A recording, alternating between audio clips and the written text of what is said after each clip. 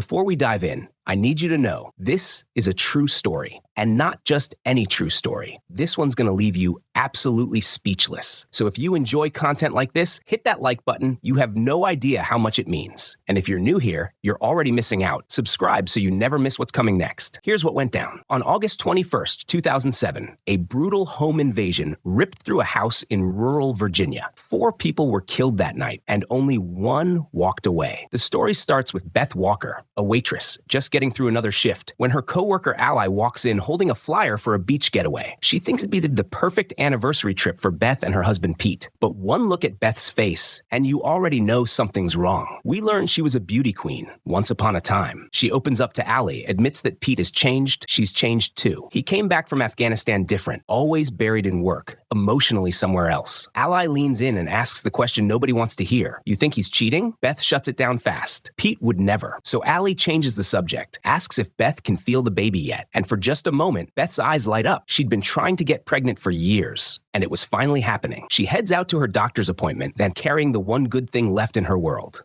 Beth heads back to work her shift, and almost immediately, trouble walks through the door. A group of guys starts harassing her, and one of them won't let up. He's locked in, convinced she's leaving with him that night. But lucky for Beth, Walt happens to be sitting in the diner. He walks over, cool and calm, and gives them exactly 60 seconds to clear out. With the way you boys look, he says, I guarantee you won't pass a drug test. They don't say a word. They just leave. Beth pulls Walt aside to thank him, but then she gets serious. She begs him not to say a word to Pete. He had her on a tight leash before his last deployment, and she's done living like that. She also admits that ever since Pete came home from his last tour, things between them just haven't been right. She's trying, really trying, to hold this marriage together. Walt listens, then gives her the only advice he has. Go to him. Give him another chance. Meanwhile, Pete is out on the road, lost in his own head. Walt calls him up, talks him down, then nudges him to pick up something for Beth on the way home. It's their anniversary, after all. On his drive back, Pete passes right by the 2 men who had been harassing his wife and has absolutely no idea. Beth finishes her shift, runs a few errands, then her stomach drops. That same truck is behind her. She grips the wheel, but they drive past without a word. She gets home, arms full of groceries, ready to cook something special, but there's no water. She heads outside to check the well and finds it completely dry. Beth steps away from it all, finds her hidden pack of cigarettes, and sits alone with her thoughts. That night, Pete finally comes home. Turns out he actually listened to Walt. He stopped and picked up a gift. He slips inside and hides it in the closet before she can see it. When Beth spots him, she lights up. I missed you, she says. He tells her she looks beautiful tonight, but that's about as far as his words go. He runs dry and tells her he's gonna go change. She catches it immediately. Aren't you forgetting something? He pauses, then heads to the safe, locks up his service weapon and calls it a night. No kiss, nothing. Just done. Anyway, Pete heads upstairs to change, and at that exact same moment, those 2 are parked on the road outside, watching. One of them says they're too far, they need to move closer, but Doug shuts it down. The night's still young. Then Walt rolls up. He spots them and asks what they're doing out here. They play it cool, just standing around, nothing to see. But Walt's not buying it. He draws his weapon, orders them out of the truck, and starts patting them down. He's convinced they're holding something. Sure enough, he finds a gun on one of them, tosses it into the dark. What do you need this for? Doug looks him dead in the eye. We're hunting. Walt almost laughs. He decides to let them off with a warning this time, but not before he pulls out his baton and gives each one of them something to remember him by. Take yourselves home, he tells them, and don't let me see your faces again. But here's where it gets wild. Those 2 don't forget. They wait, and then they come back for Walt. Meanwhile, Pete comes downstairs, freshly changed, and immediately catches a smell. Chinese food. His face says it all. Beth just smiles. I hope it tastes as good as it smells. He looks at her and says, anything you make is good. He drops his keys inside a little decorative statue on the counter and announces he's officially off duty tonight. Beth raises an eyebrow. How are you going to get your keys out of there? He shrugs. I'll figure it out. They sit down together, and for the first time in a long time, it's actually nice. Then Beth puts on a song. They dance. And somewhere between the music and the movement, Pete starts to apologize for the distance, for all of it. She stops him. Shh. Don't say anything. Just let tonight be tonight. He tells her he wants to fix things. She smiles and says, then start with the broken bed frame. Come help me fix it. We'll leave them there. Next morning, Pete wakes up and Beth's not beside him. He heads downstairs, finds the stove on, food still cooking, but no Beth. Then he sees smoke coming from outside. He rushes out, searching, and spots her standing there. But before he can reach her, she vanishes. He jolts awake. It was a dream. He finds Beth right next to him, sound asleep. It's still dark out. Then, a noise. Something outside. Pete gets up to look. And then the worst possible thing happens. Pete looks outside and sees those two men standing right there in the dark. He gets dressed fast and heads down to meet them. Beth follows, sick with worry. Turns out there's been an accident on the road, and they saw the police car out front, so they came looking for the officer. The nearest station is a good half-hour away. Pete's all they've got. He tells Beth to call 911 and get an ambulance. Then he grabs her by the shoulders. Do not open that door for anyone, because JB isn't going with them. He's staying behind. Beth makes the calls, and on the road, Doug breaks the silence. Hope we didn't ruin your evening. Pete doesn't respond. Doug tries again. You love your wife, right? Still nothing. Pete just asks where exactly the accident happened. Doug won't let it go. He starts rambling about love, how it makes you do things you never thought you'd do, how it hits you like air itself, pulls you into another world entirely. Pete doesn't take the bait. We're here, he says, and steps out. Then he freezes. Walt, badly beaten, barely breathing, but alive. Pete's relief lasts about 2 seconds because Doug is already backtracking, changing his story. Pete doesn't waste time. He hauls Walt up and gets him to the car. Back at the house, Beth had let JB inside. The mosquitoes outside were brutal, and she felt bad leaving him out there. Then the door opens. It's Pete, with Walt and Doug right behind him. Beth's face drops when she sees Walt. Pete pulls her aside, quietly, quickly. He thinks Doug and JB are the ones who put Walt in that condition. And there's a problem. His keys and the gun safe are locked inside that statue. He needs time. He tells Beth to keep them busy, get them something to eat, anything. Just stall. He'll find a way to get to that weapon.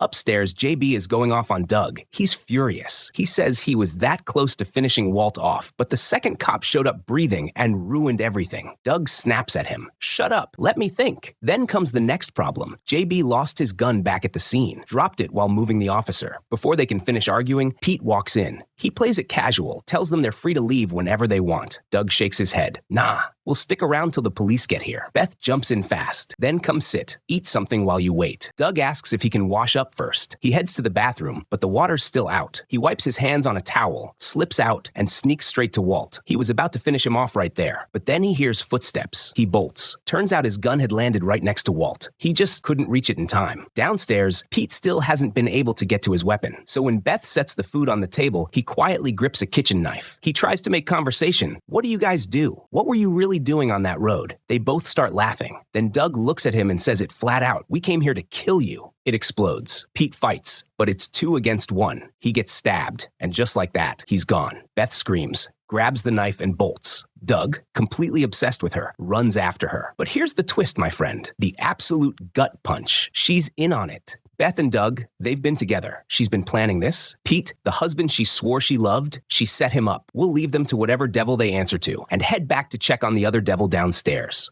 He walks back over to Walt, and what he says next is almost calm. You and me, we don't really belong in this story. We're just 2 guys trying to protect the ones we love. And sometimes that means making sacrifices. A loud thud comes from upstairs. Walt flinches. Doug just smiles. Don't worry about it. That's just 2 lovers with a score to settle. Walt has no idea what he's even talking about. Doug looks down at him. You weren't supposed to be part of this. But what can I do? Bad luck, brother. And then he finishes him. Meanwhile, upstairs, Beth is laying with Doug, living the life she'd been planning. He's apologizing for everything she had to go through with Pete. He tells her he loves her obsessively, that he'd do anything for her. He even shows her where he tattooed her name on his body. But Beth pulls away. If you get caught, I'm done. Doug tries to calm her. Hey, what are you talking about? The plan worked. We got what we wanted. But Beth isn't having it. She tells him she's exhausted, tired of saying, yes, ma'am, of course, ma'am, tired of being the sweet little kitten everyone underestimates. She played that role perfectly for years, but that's over now. I'm not a kitten, she tells him. I'm a wolf, and people are going to start being afraid of me. Then she tells him to finish the plan, exactly the way they agreed. Doug freezes. I can't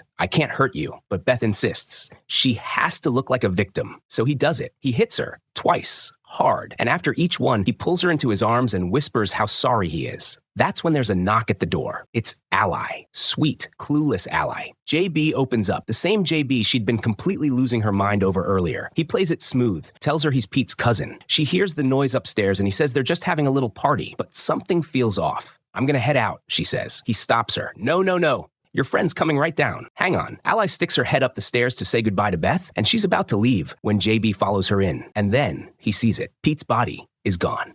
Before JB can do anything to Ally, Beth comes flying down the stairs and stops him. She tells Ally, don't worry, he's Pete's cousin. Ally gives her a long, suspicious look. Beth, is everything okay? Beth forces a smile. Everything's fine. Then she asks, what brings you here this late? That's when Ally lights up. She's pregnant. It's a boy. She just couldn't wait. She had to come share the news. When Beth walks her outside, Allie pulls her in close. Should I call the police? Something doesn't feel right, but Beth waves it off. I'm fine. He's just Pete's cousin. He's harmless. He's just got a weird sense of humor. Inside, Doug pulls JB aside. Pete's still alive. JB shrugs it off. Relax. Easy fix. Doug snaps. Oh, it's easy? Then you go handle it. I'll stay right here with Beth. JB backs down fast. All right, I'm going. Out in the woods, Pete is running for his life. He's bleeding bad, barely conscious, but he's moving. Inside the house, Beth finds out he's still alive, and she completely loses it. Handle this. Now. Before he calls for backup. Then, the alarm. Pete tripped the security alarm. Beth sprints to the panel and shuts it down before it can reach dispatch.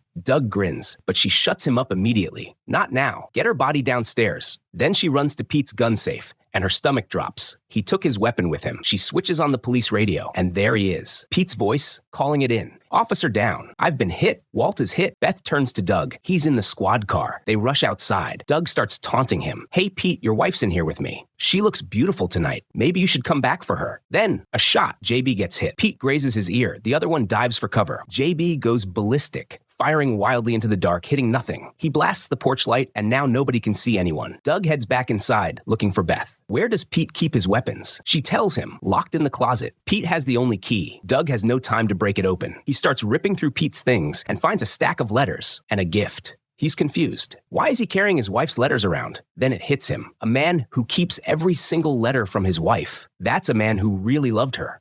Then Doug sees something that stops him cold. A photo of Beth, her photo, sitting right there with the letters. He looks closer, and Beth's face goes white. That photo, I burned it months ago. If Pete had it, that means he knew. He knew about her and Doug the whole time. Doug shakes his head. No way. If he knew, he never would have let me into this house tonight. But Beth isn't so sure. She walks away, starts grabbing her clothes. We have to get out of here. Right now. Then she stops. Turns around. No, she's not leaving empty-handed. This house is mine. She has a new plan. And like Doug said himself, Pete still loves her. He'll believe anything she tells him. Here's the play. She goes outside, finds Pete, tells him she killed Doug. The second they walk back into the house together, Doug pops out and finishes him. Then they spin the story. Some random intruder broke in, killed Walt, killed Pete clean. But then, gunshots outside. JB and Pete are tangled up in a fight, and it ends with JB on the ground. Beth slips outside, calling Pete's name softly. Suddenly, he's right behind her. Keep your voice down. Then he sees her face. He freezes. What did they do to you? She sells it. She tells him they beat her, did things to her, but she managed to kill one of them. Now you've got the other one. Come with me. I'll show you the body. Pete looks at her. Did you call 911? Yes, she says. He stares right through her. You're lying. He heard everything. Every word she said to Doug. Every plan they made. Doug's getting hit right now, and Pete is about to finish her. Beth's eyes go wide. She bolts up the stairs, throws herself into the bathroom, locks the door, and starts tearing through everything she can find. Anything she can use as a weapon.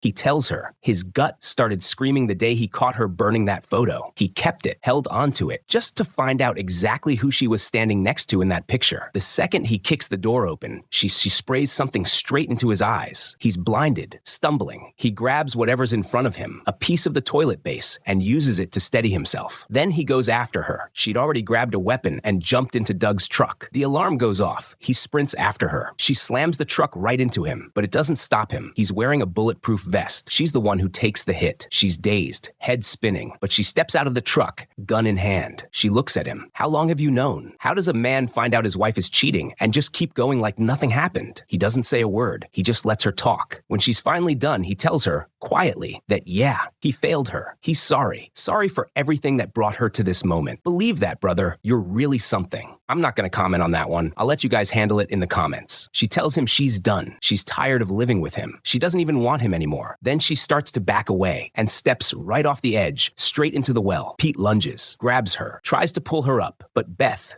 had already made her choice. She lets go, and she's gone. Pete walks back to the house, sits down, and waits for the police. He's the only one who walked out of that night alive. And that's the end of the film, my friend. Did you hit that like button? I can see you, you know? So don't forget, drop your thoughts in the comments, and I'll catch you in the next one.